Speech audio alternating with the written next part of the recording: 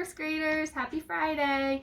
This is our oldest guinea pig. He's Tessa's. His name is Buxton. And if you watched my first video, you met Drifty or Driftwood, and they look a lot alike, but they are not the same. They don't get along too great because they live in separate cages. But anyway, there you can see them both. But Buxton has a lot of white on him and Drifty doesn't. So they're similar, but not exactly the same. And they say, Happy Friday! The book we're going to read today is called Library Lion by Michelle Knudsen. I have my buddy Killian here with me, but he's pretty excited to go on an adventure soon, so he's probably not going to stick around. So we'll see.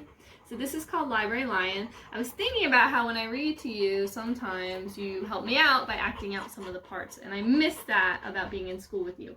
So there's a lion in this book, so I hope you can practice your roar so that if he roars in the story, you can roar along with me. Oh, there's a library with the two lion statues and a real lion going in. Oh. Library Lion. One day, a lion came to the library. He walked right past the circulation desk and up into the stacks. These are the stacks of books. Look at, people are kind of shocked. Mr. McBee ran down the hall to the head librarian's office. Miss Merriweather, he called.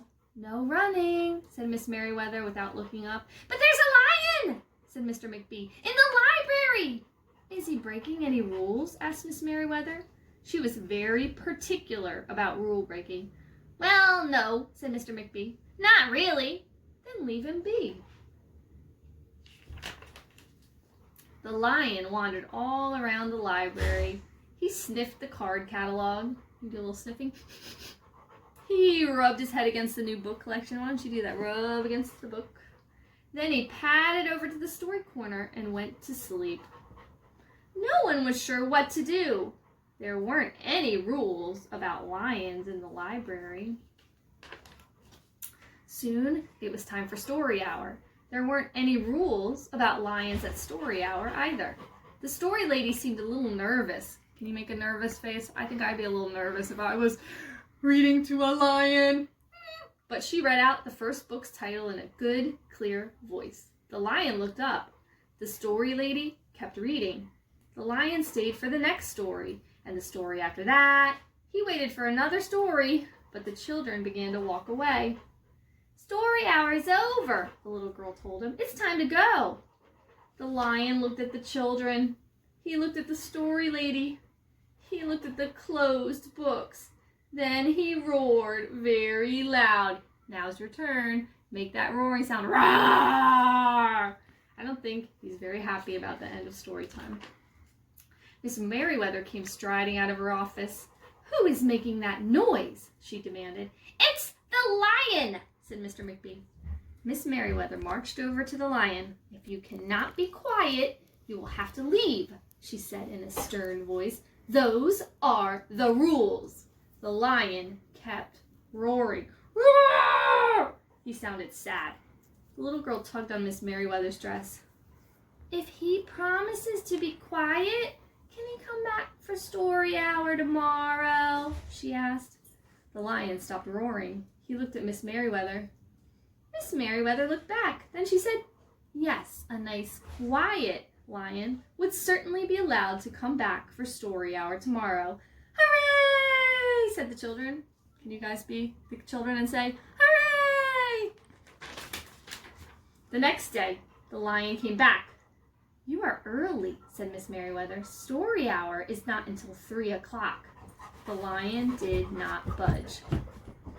Very well, said Miss Merriweather. You might as well make yourself useful. She sent him off to dust the encyclopedias until it was time for story hour. Can you guys make a tail and dust off the encyclopedias? Those are really big books with lots of information in them. The next day, the lion came early again, and this time, Miss Merriweather asked him to lick all the envelopes for the overdue notices. So go ahead, do it. Lick the envelopes. Soon the lion began doing things without being asked. He dusted the encyclopedias, do the dusting, he licked the envelopes, he let small children stand on his back to reach books on the highest shelves. Can you guys reach up for the highest shelf? Then he curled up in the story corner to wait for story hour to begin. That looks pretty comfortable, right, to cuddle up with a lion to read. At first, the people in the library were nervous about the lion, but soon they got used to having him around. In fact, he seemed very well suited for the library. His big feet were quiet on the library floor. Can you guys make your feet really quiet on the floor? You can use your paws too. He made a comfy backrest for the children at story hour, and he never roared in the library anymore. What a helpful lion, people said. They patted his soft head as he walked by. Give him a little pat. How did we ever get along without him? Mr. McBee scowled when he heard that. They had always gotten along fine before. No lions were needed. Lions, he thought, could not understand rules. They did not belong in the library. And here's Mr. McBee. You can see him. He's looking kind of grouchy, but I think he's pretty jealous that everybody loves the lion so much. One day, after he dusted all the encyclopedias and licked all the envelopes, go ahead and do it. Dust your encyclopedia with your tail and lick the envelopes. And helped all the small children, the lion padded down the hall to Miss Merriweather's office to see what else there was to do. There was still some time left before story hour. Hello, Lion, said Miss Merriweather. I know something you can do. You can bring a book back into the stacks for me. Let me just get it down from the shelf. Miss Merriweather stepped up onto the step stool. Can you sit? Thank you. The book was just out of reach. Miss Merriweather stood on her toes. She stretched out her fingers. Can you see a problem here? Look at that tiny stool. She's reaching. Oh, almost there, she said. Then Miss Merriweather stretched a little too far. Dun, dun, dun. Can you make a prediction about what's going to happen? Ouch, said Miss Merriweather softly, and she did not get up. And you can see her feet here. She's laying down. She fell. Mr. McBee, she called after a minute. Mr. McBee. But Mr. McBee was at the circulation desk, and he could not hear her calling. Lion, said Miss Merriweather, please go and get Mr. McBee. The lion ran down the hall. No running, Miss Merriweather called after him. I hope your roar is ready, because there's a big one on this page. The lion put his big front paws up on the circulation desk and looked at Mr. McBee. Go away, Lion, said Mr. McBee. I'm busy. The lion whined. Can you make a whine? He pointed his nose down the hall toward Miss Merriweather's office. Mr. McBee ignored him. Finally, the lion did the only thing he could think of to do. He looked Mr. McBee right in the eye, then he opened his mouth very wide, and he roared the loudest roar he had ever roared in his life. Roar! And you at home should be making the loudest roar you've ever made in your whole life. Maybe you better go outside to do that. Mr. McBee gasped. You're not being quiet, he said to the lion. You're breaking the rules. And Mr. McBee walked down the hall as fast as he could. The lion did not follow him. He had broken the rules. He knew what that meant. He hung his head and walked toward the doors. Can you make a face or your shoulders slump like Lion?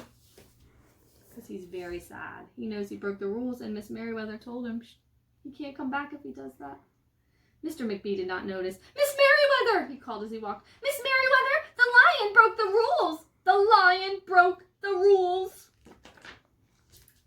He burst into Miss Merriweather's office. She was not in her chair.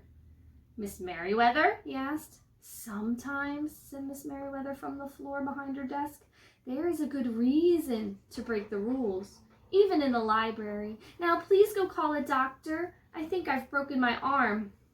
Mr. McBee ran to call a doctor. And what do you think Miss Merriweather said?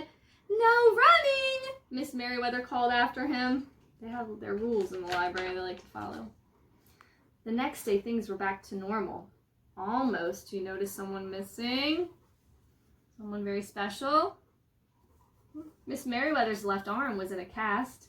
You can see her there. The doctor had told her not to work too hard. I will have my lion to help me, Miss Merriweather thought. But the lion did not come to the library that morning. At 3 o'clock, Miss Merriweather walked over to the story corner. The story lady was just beginning a story for the children. The lion was not there. People in the library kept looking up from their books and computer screens, hoping they would see a familiar furry face. But the lion did not come that day. The lion did not come the next day either, or the day after that. And look at everyone's faces. They all look really sad. They're all looking for him. One evening, Mr. McBee stopped by Miss Merriweather's office on his way out. "Can I do anything for you before I go, Miss Merriweather?" he asked her. "No, thank you," said Miss Merriweather. She was looking out the window. Her voice was very quiet, even for the library. Mr. McBee frowned as he walked away. He thought there probably was something he could do for Miss Merriweather after all. What do you think he's going to do? I know why she's sad. Everybody's sad because they're missing. You know. Mr. McBee left the library, but he did not go home. He walked around the neighborhood. He looked under cars. Peek under the car. Nope. He looked behind the bushes. Look behind the bushes. He looked in backyards and trash cans. Open the trash can. And up in tree houses. He's looking for Lion. Finally, he circled all the way back to the library. The lion was sitting outside, looking in through the glass doors. "Hello, Lion," said Mr. McBee. The lion did not turn around. "I thought you might like to know," said Mr. McBee, "that there's a new rule at the library. No roaring aloud unless you have a very good reason. Say, if you're trying to help a friend who's been hurt, for example." The lion's ears twitched. Can you make your ears twitch, twitch, twitch? He turned around, but Mr. McBee was already walking away. The next day, Mr. McBee walked down the hall to Miss Merriweather's office. "What is it, Mr. McBee?" asked Miss Merriweather in her new, sad, quiet voice. "I thought you might like to know," said Mr. McBee, "that there's a lion in the library." Miss Merriweather jumped up from her chair and ran down the hall. Mr. McBee smiled, and what did he say? "No running!" he called after her. Did you say it? Did you say no running? Miss Merriweather didn't listen. Sometimes there was a good reason to break the rules, even in the library. Look how happy everybody is, and the lion's getting lots of hugs. And that is the end of our story. So I hope you enjoyed that. I hope you had a nice Friday. The weather is nice, and I hope you got outside and got some sunshine this afternoon. I will see you either tomorrow or Monday with another book, but I miss all of you, and I hope to see you really soon. Okay, take care. Bye.